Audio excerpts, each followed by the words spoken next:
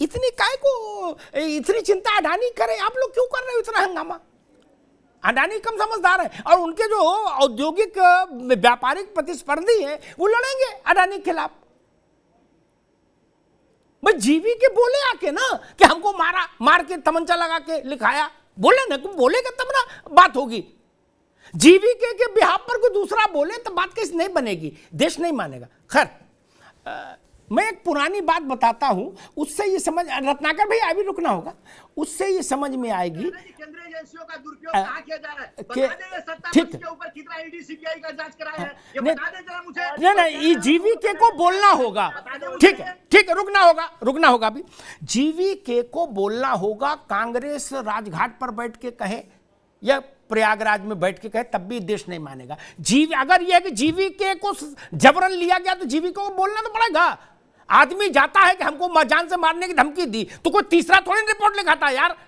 जिसको धमकी दी जाती है वो इन्हें रिपोर्ट लिखाएगा। अजब बात कर रहे हो। बोले नहीं हम जीवीके के प्रवक्ता हैं। आप जीवीके के प्रवक्ता हैं? नहीं, अडानी और जीवीके की लड़ाई, जीवीके को बोलने दीजिए, देश फैसला करेगा। खैर मैं एक उदाहरण बताता हूं, उससे समझ में आएगा ये बड़े लोगों का खेल कैसा होता है, उसमें सब शामिल है। पांडे जी सुनिए, बड़ा मजेदार है। क्या इंदिरा जी प्रधानमंत्री थी तो एक महाराष्ट्रियन परिवार था पॉलिटिशियंस का, है, उनका नाम नहीं लूंगा, सबका नाम फिर बहुत बुराई भलाई करा दे तो आप लोग। तो वो लंदन गए पत्नी के साथ, वहां वर्ल्ड कप क्रिकेट का ये चल रहा था, गेंद बल्ले वाला खेल, उसमें उनको टिकट नहीं मिली, पति पत्नी को। लौट के आए, इंदिरा जी से मिले, वो भी बड़े आदमी थे। तो उनने कहा भाई कैसा रहा लंदन का ट्रिप? बोले मैडम हमारा तो मूड खराब हो गया, पत्नी का भी। बोले क्यों? बोले वो टिकट ही नहीं, महाराष्ट्र के नहीं, पश्चिम बंगाल के, और वो पाइप पीते थे। इतना हिंट दिए दे रहा हूं, ठीक, बड़े आदमी थे। तो उनने कहा क्यों? बोले टिकट ही नहीं मिली। बोले तुमको टिकट नहीं मिली ना? बोले मैडम अब तबीयत भुरभुरी हो रही है, अब मन कर रहा है हिंदुस्तान में वर्ल्ड कप करा दे। बोले करा देंगे हिंदुस्तान में। सब लोग सुनिएगा, बड़ा रोचक प्रसंग है।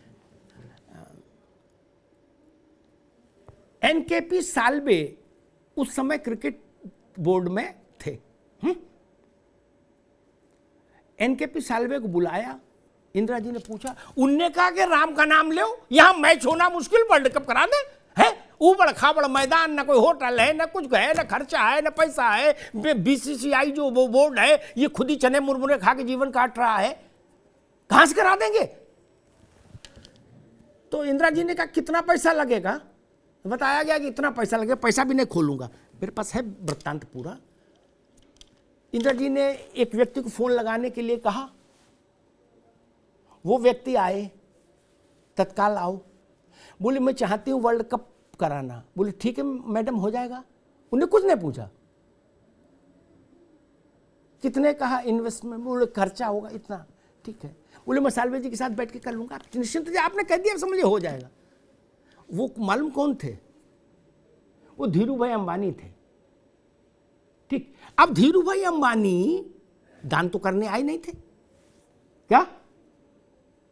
आपकी इच्छा के लिए जो आदमी उस जमाने में रिलायंस वर्ल्ड कप नाम से पैसा लगा रहा है, 50 लाख 1 करोड़, उसको धर्म का काम करना होता तो धर्मशाला नहीं बनवाता। समझ रहे ना पांडे जी? इसलिए ये मान कर चलिए, इस बात में क्यों शर्माते हो कि सब लोग उसी कुएं का पानी पी रहे हो? भाई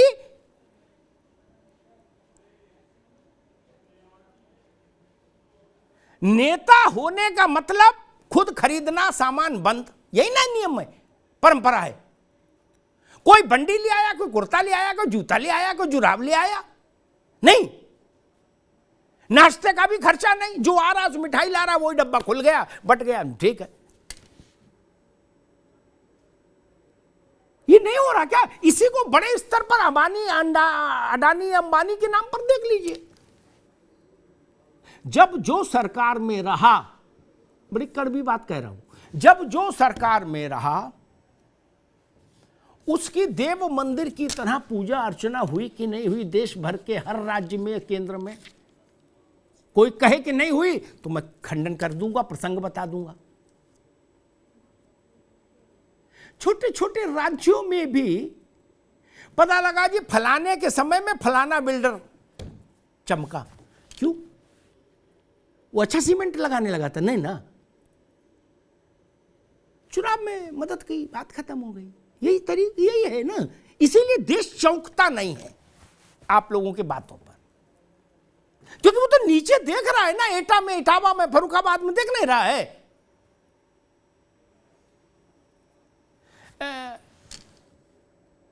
मैं बताता हूं, अब रहे नहीं तिवारी जी, नारायण तिवारी जी। एक बार मैं उनके पास बैठा रात में 10:30 बजे, तो 15-20 मिनट बाद पंत आए, जो उनके कैलाश पंत उनके निजी सहायक थे उस दौर में, अब तो पंत जी भी नहीं रहे। उन्होंने कुछ कान में कहा तो तिवारी जी बड़े विनम्र और सहृदय व्यक्ति थे। उन्होंने कहा कि अमिताभ जी आप 15-20 मिनट प्रतीक्षा और बैठ सकते हो, और एक जरूरी काम आ गया। मैंने बैठे, आप जाओ। लेकिन मैं तो पत्रकार, मैंने पता किया तो देश के बड़े औद्योगिक घराने के एक परिवार के सदस्य का आगमन मुझे बताया गया। लतीफ साहब सुन लीजिए आप भी, है ना, आगे काम आएगा। मैंने पूछा ये किस लिए आए हैं क्या? उन्होंने कहा कि कभी इनका रिश्ता बना, अब ये हर महीने किसी एक दिन आते हैं और पत्रम पुष्पम दक्षिणाम, कोई वसूली नहीं, श्रद्धा से कि भाई अचकन है, कुर्ता है, पजामा है, खर्चा है, पानी है, हैं? ये सच नहीं देखा क्या आप लोगों ने? नहीं देखा। और इसी के बरस ये सच नहीं है कि जो भी कारोबारी 1 रुपया भी किसी पर खर्च कर रहा है वो उससे 1.25 रुपया जरूर अर्जित करेगा उसकी कृपा से। रत्नाकर सिंह जी जान लीजिए, ऐसा कोई काम नहीं तो वो कारोबारी बंद हो जाएगा उसका तो भैया। इसलिए मैं कहता हूं इस विषय को छोड़ें। अडानी सक्षम है निपटने के लिए, अडानी निपट ले। अडानी के विरोधी भी सक्षम है, उनकी लड़ाई कोई अमिताभ अग्निहोत्री से तो है नहीं। क्या मुकदमा करें, प्रेस कॉन्फ्रेंस करें, बोलें, सुप्रीम कोर्ट जाए, हाई कोर्ट जाए, इंटरनेशनल कोर्ट जाए, हम तो करें, कुछ तो करो, हम भी देखेंगे। सच्चे का बोलवाला, काले का मुंह, झूठे का मुंह काला, लड़ो। लेकिन कोई जीवी के आए तो अडानी झेलेंगे। जब देश में अडानी नहीं थे तब भी देश चल रहा था, अडानी है तब भी चल रहा, अडानी नहीं रहेंगे तो भी चलेगा। इसलिए मैं किसी व्यक्ति कारोबारी को इतना महत्व भी नहीं देना चाहता। ये जान लीजिए। मूल विषय आज हम जिसके लिए रखे थे वो इसके लिए रखे थे कि राहुल गांधी ने एक बड़ी यात्रा की, उसके बाद ये पहला मुचेटा था, पहला मुकाबला था। क्या ऐसा नैरेटिव देश में सेट कर पाई कांग्रेस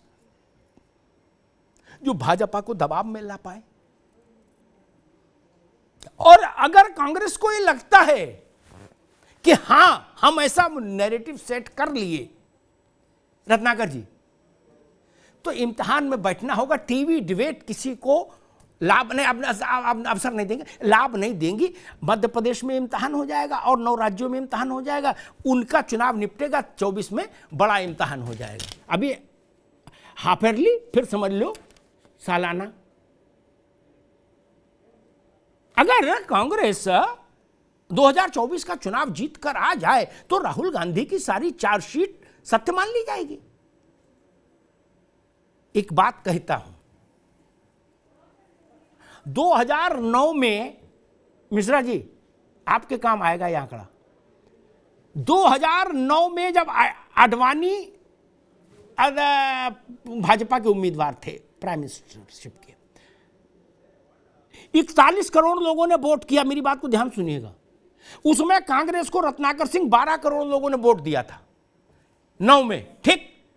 2019 में 61 करोड़ लोगों ने वोट किया, 61 करोड़ भारत में।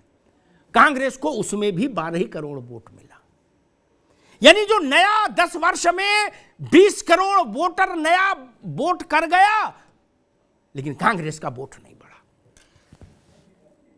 वो 2009 का जो वोटर है 12 करोड़, वो है जिसने इंदिरा जी को देखा, इसलिए वो वोट कर रहा था आपको।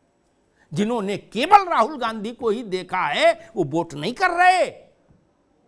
ये नया आंकड़ा देखते हैं आप लोग, इसमें तो भाजपा का भी कोई रोल नहीं, आपके किसी विरोधी का कोई रोल नहीं। ये तो विशुद्ध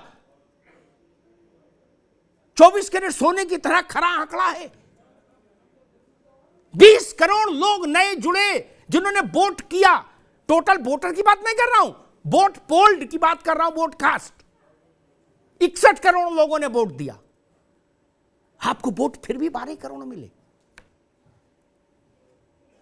भाजपा को 7 करोड़ वोट दिया था 9 में, 41 करोड़ वालों वोट में 7 करोड़ मिला था, और 19 में कितना मिला? क्या ये जो नया भारत है, जो नया वोटर है, उसकी माइंडसेट, उसकी अभिलाषा, उसकी इच्छा, उसकी आकांक्षा इससे नहीं जुड़ती? नेहरू जी को देखने वाले तो अब नहीं रहे, लेकिन जिन लोगों ने इंदिरा जी का कार्यकाल देखा है वो वोट दे रहे हैं ना। क्या आपको नहीं लगता कि एक दो चुनाव और होंगे,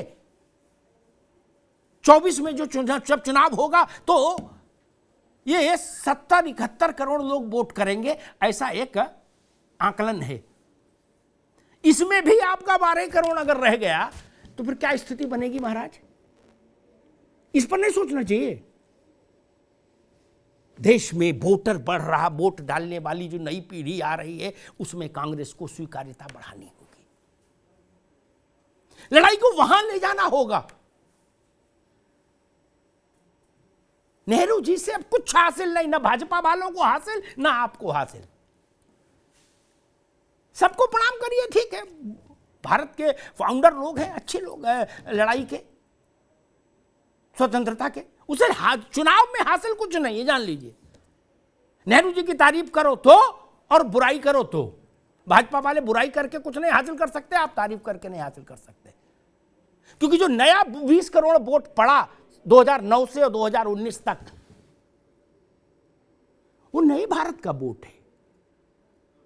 और राहुल गांधी इस उम्र में अगर उनसे कनेक्ट नहीं करेंगे तो 15 साल बाद चुनाव में करेंगे जब खुद बुजुर्ग होंगे। ये बड़ा मसला है। इसलिए मैं कहता मुद्दे वो बनाइए जो जनता को समझ आए।